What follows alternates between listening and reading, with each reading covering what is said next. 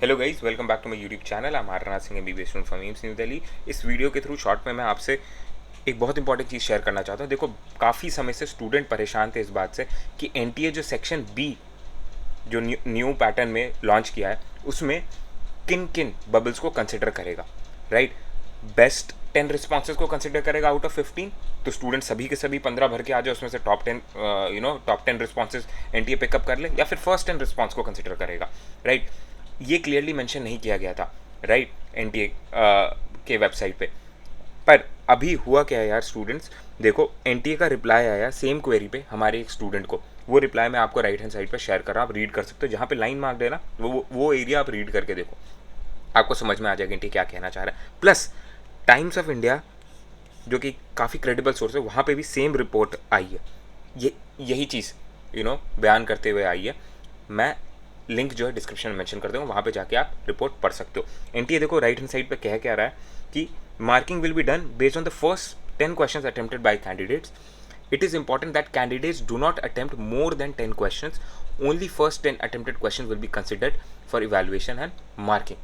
पहले 10 क्वेश्चन जो आप मार्क कर रहे हो वही कंसिडर किए जाएंगे इवैल्यूएशन एंड मार्किंग के लिए, राइट। 10 से आप ज़्यादा अटेम्प्ट करते हो उनको इग्नोर कर दिया जाएगा, ओके, उनको कंसिडर नहीं किया जाएगा। हाउएवर प्लीज़ बी कॉशियस, उससे ज़्यादा आप अटेम्प्ट ही मत करो, कोई मतलब नहीं है, उनको कंसिडर ही नहीं किया जाएगा तो आपको अटेम्प्ट करने की ज़रूरत भी नहीं है, ठीक है। 10 से ज़्यादा, पहले 10 से ज़्यादा। मैं आपको एग्जांपल दिखा देता हूँ, प्लस इम्प्लीकेशन भी बता देता हूँ। बहुत इंपॉर्टेंट इम्प्लीकेशन है, ध्यान से सुनिएगा, पेपर में बहुत आपको हेल्प करेगी, राइट। और मेरी कुछ टिप्स हैं जो मैं आपको देना चाहूँगा।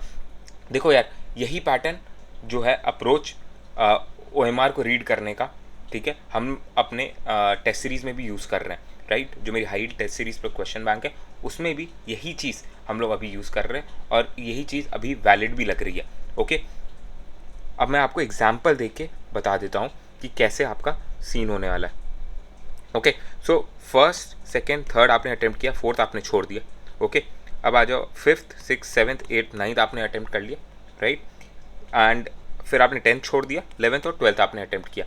अब आप 13 14 अटेम्प्ट करते हो नहीं करते हो फ़र्क नहीं पड़ता, इनको तो कंसिडर ही नहीं किया जाएगा क्योंकि पहले 10 रिस्पॉन्सेज आपके हो गए, राइट। 11th और जो 10th वाला जो है आपका क्वेश्चन, वही आपका 9th और 10th रिस्पॉन्स हो गया, तो फर्स्ट 10 रिस्पॉन्स को ही कंसिडर किया जाएगा। इन्हीं में आपका +4 और -1 चढ़ाया जाएगा, राइट। आपका सही है तो +4 मिलेगा, गलत है तो -1 हो जाएगा। 4th और 10th को तो काउंट नहीं किया जाएगा क्योंकि आपने अटेम्प्ट नहीं किया। तो यहाँ पे मेरी आपकी एडवाइस ये है ना स्टूडेंट्स, सारे क्वेश्चंस को आपको रीड करना है।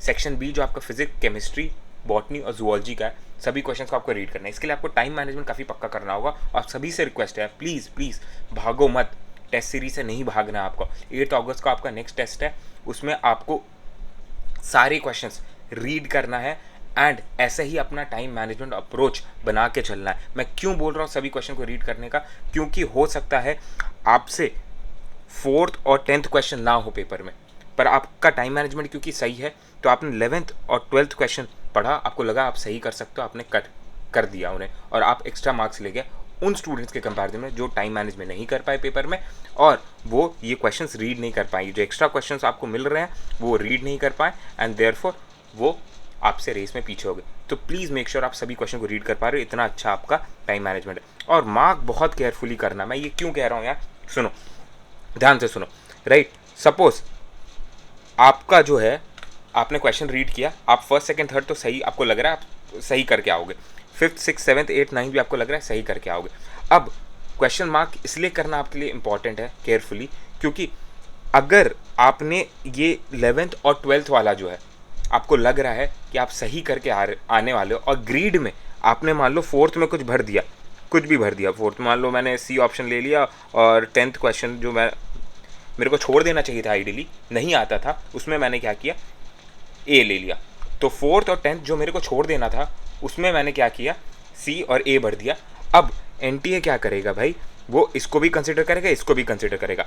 11th 12th में जो आपने टाइम इन्वेस्ट किया रीड करने का और सही मार्क करने का, उसको तो कंसिडर ही नहीं किया जाएगा, ये कंसिडर ही नहीं होगा। 13 14 15 तो वैसे भी कंसिडर नहीं हो रहा था आपका, राइट, क्योंकि आप पहले 10 बबल्स फिल कर दिए थे।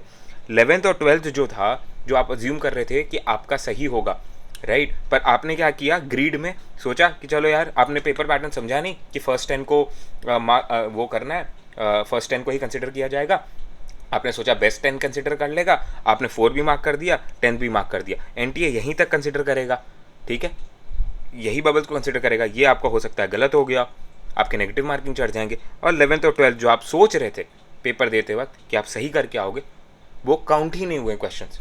तो ऐसा नहीं होना चाहिए यार। अगर आपको नहीं आ रहा है तो आप उसको छोड़ दो, आपको नहीं आ रहा तो आप स्किप कर दो उस चीज़ को, आपको अटेम्प्ट नहीं करना है।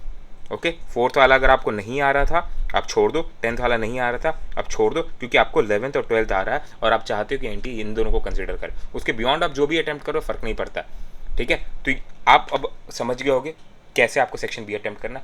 मेरी आप सभी से हम्बल रिक्वेस्ट है, प्लीज़ प्लीज़ पेपर को आप इसी पैटर्न में अटेम्प्ट करें, अपना टाइम मैनेजमेंट इसी पैटर्न पे सेट करें, राइट।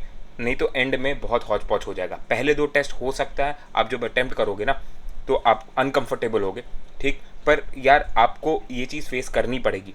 प्रॉब्लम है अगर आपके सामने तो उस पर आँख मत बंद कर दो, उससे प्रॉब्लम नहीं मिट जाएगी, प्रॉब्लम वहीं की वहीं रहेगी। जैसे आँख खोलोगे फिर प्रॉब्लम दिख जाएगी और फिर डर लगेगा। जितने पहले ये प्रॉब्लम इनकाउंटर आप कर लोगे उतना आप बेटर प्रिपेयर्ड रहोगे आने वाले अपने मॉक टेस्ट में, राइट। सो प्लीज़ आप सभी लोग इसी पैटर्न पे, सेक्शन ए एंड बी के पैटर्न पे मॉक टेस्ट अटेम्प्ट करें।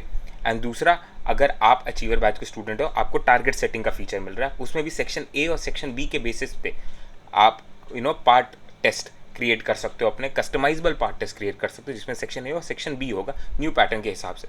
उन सभी में हम लोग यही मार्किंग स्कीम लेके चल रहे होंगे कि first 10 responses, not the best 10 response, आपके कंसिडर किए जाएंगे, राइट। सो आई होप आपको ये जो मैंने समझाया वो आप समझ गए होगे एंड केयरफुली मार्क करके आओगे, आप रिस्क नहीं लोगे। 10 ही मार्क करो, मैं तो यही कह रहा हूँ। 13, 14, 15 तो मार्क करने की ज़रूरत ही नहीं है आपको, जब आप पहले 10 मार्क कर चुके हो तो, राइट। अगर पहले 10 नहीं मार्क किए तब वो कंसिडर होगा, ओके। और सभी क्वेश्चन को रीड करो, तभी आप सही जजमेंट के साथ सही क्वेश्चंस को अटेम्प्ट करके आ पाओगे, सही 10 क्वेश्चंस को आप अटेम्प्ट करके आ पाओगे और बाकी स्टूडेंट से बेटर परफॉर्म कर पाओगे।